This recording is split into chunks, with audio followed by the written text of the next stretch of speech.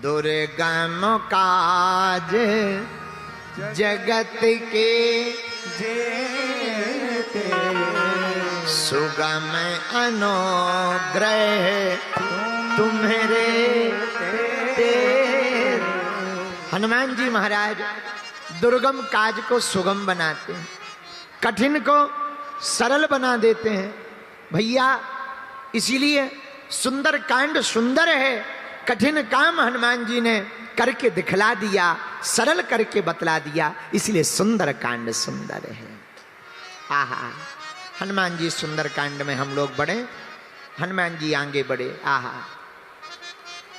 हनुमान जी जब विभीषण जी को मिले तो विभीषण जी ने जानकी माता का पता बतलाया। कहां मिलेंगी मां? हनुमान अशोक वाटिका के नीचे अशोक वृक्ष में सीता जी मां जानकी जी मिलेंगी तुम्हें। अब हनुमान जी अशोक वाटिका की तरफ चल रहे हैं। आहा, अशोक वाटिका का नाम है, अशोक पेड़ का नाम है, लेकिन देखो कितनी विचित्रता है।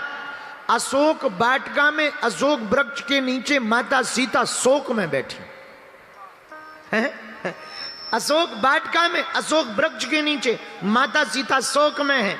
भैया जहां काम होता है वहां अशोक में भी भक्ति शोक में रहती है, और जहां राम होते हैं वहां भक्ति मुस्कुराती रहती है। रामायण में दो वाटिकाओं का वर्णन है, जनक जी की पुष्प वाटिका और रावण की अशोक वाटिका।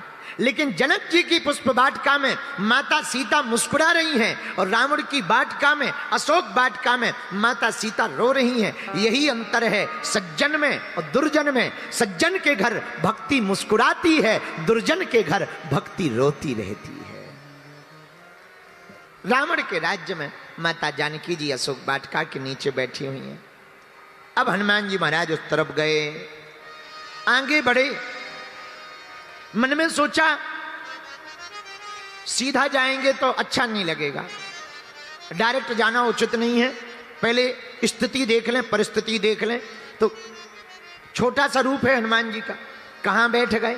आहा, सुंदर कांड में कहा, तरु पल्लव महु रहालु काई, करय विचार करो काई।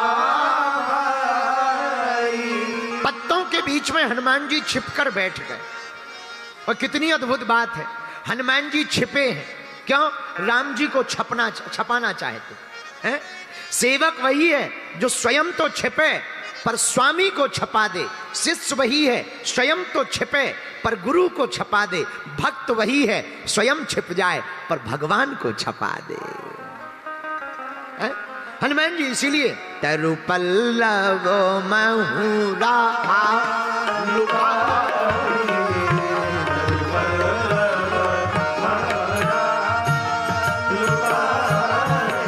पत्तों के बीच में हनुमान जी छिप गए। पंचकुला के प्रिय श्रोताओं, जितने भी कथा कहने वाले वक्ता हैं वो भी सुने कि यहां पर एक नई बात है। राम जी थोड़ी देर में, हनुमान जी थोड़ी देर में राम कथा गाएंगे, सीता माता को सुनाएंगे। लेकिन जब राम कथा सुनाएंगे तब हनुमान जी छिपे रहेंगे, और माता सीता कहती भी हैं, रामचंद्र गुण बरने लागा, सुनते ही सीता कर दुख भागा। सीता जी नीचे से ऊपर की तरफ देखकर बोली, वाह जिसकी कथा इतनी सुंदर है, जरा वक्ता देख लें वो कितना सुंदर है। तो हनुमान जी ऊपर से बैठे ही बैठे बोले, मां कथा ही सुंदर है, बोलने वाला तो बंदर है। वो तो बंदर है, केवल कथा सुंदर है, कथाकार मत देखो, कथा को देखो। मानो हनुमान जी नया सूत्र देना चाहते हो। हमेशा ध्यान रखना, वक्ताओं को नहीं पकड़ना चाहिए, वक्ताओं के वक्तव्य को पकड़ना चाहिए। जो वक्ता को पकड़ेगा उसका कल्याण नहीं होगा, जो वक्ता के वक्तव्य को पकड़ेगा उसका ही कल्याण होगा। इसलिए हनुमान जी पत्तों में छिपे बैठे हैं, क्योंकि कथा करनी। पहले के जमाने में कथाकार छिपते थे, भगवान छपते थे। आज के जमाने में कथाकार छप रहे, भगवान छिप गए। हनुमान जी बैठे, तरु पल्लव महुरा लुकाई, लुकाई, करये विचार,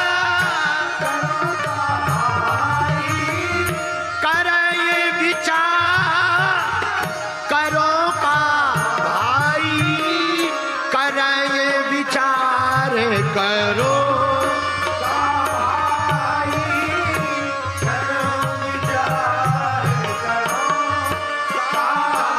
पंचकुला के प्रिय श्रोताओ, यहां एक बात और, हनुमान जी विचार कर रहे कि क्या करें।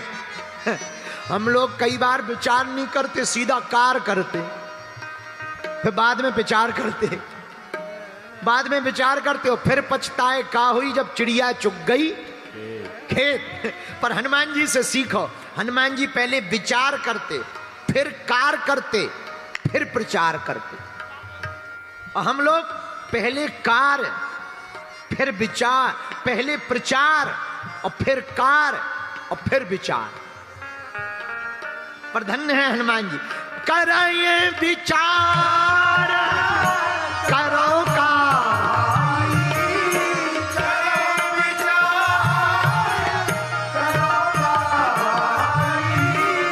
कराये विचार करो का भाई, कराये विचार तरु पल्लव महुरा लुकाई, तरु पल्लव कराये विचार करो का भाई, कराये विचार करो का भाई। और यहाँ एक बात और, इतना कठिन काम है कि वहां रावण है, रावण की सेना लगी, जानकी जी बैठी, त्रिजटा भी है, इनके सामने अपना प्रेजेंटेशन देना, चोरी छिपे आना और अपना परिचय करना और जानकी जी को समझाना बड़ा कठिन है। इसलिए तो हनुमान जी के लिए गोस्वामी जी ने लिखा, दुर्गम काज जगत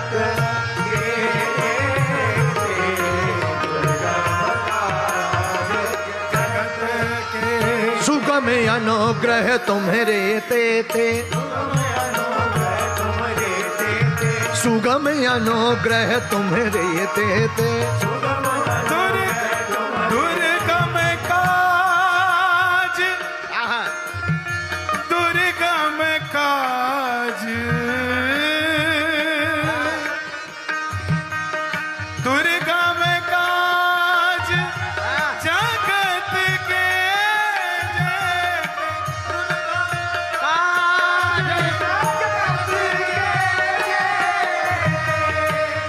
सुगम अनुग्रह, सुगम अनुग्रह तुम्हारे, दुर्गम काज जगत के दुर्गम काज जगत के जेते, सुगम अनुग्रह तुम्हारे ते, सुगम अनुग्रह तुम्हारे देते। भैया कठिन काम दो हनुमान जी को, वो सरल कर देंगे। तुम संकट लेकर जाओ, वो संकट मोचन बन जाएंगे। तुम पीड़ा लेके जाओ, तुम पीर लेके जाओ, वो महावीर बन जाएंगे। हैं? तुम संकट लेकर जाओगे, वो संकट मोचन बन जाएंगे। तुम पीर, पीर मतलब वो वाला मत समझ लेना, ना ना ना, शरीर की पीड़ा होती ना, उसको पीर कहते, पीर। तुम पीड़ा वाला पीर लेके जाओगे, वो महावीर बन जाएंगे।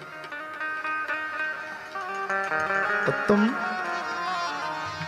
दुख लिख के जाओगे, वो दुखों के निपटारे वाले हनुमान बन जाएंगे।